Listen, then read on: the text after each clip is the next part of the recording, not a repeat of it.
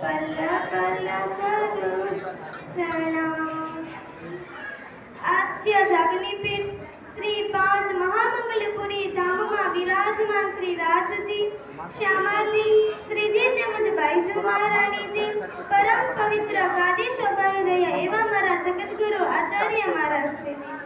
આજે શું છે? આજે ગુરુ પૂનમ, અષાઢ સુદ પૂનમ એટલે કે ગુરુ પૂનમ।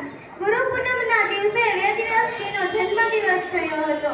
વેદવ્યાસજીના પિતાનું નામ પરાશર ઋષિ અને માતાનું નામ સત્યવતી હતું। તેમનો જન્મ સરોવરમાં એક ટાપુ પર થયો હતો।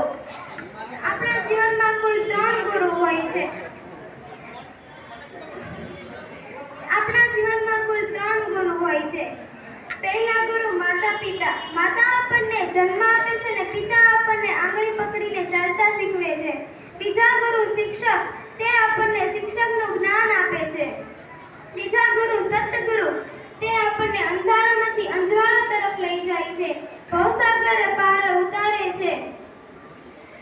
આપણને બધા જને સતગુરુ જ મળ્યા છે। તે અત્યારે વિદેશમાં વિચરણ કરી રહ્યા છે।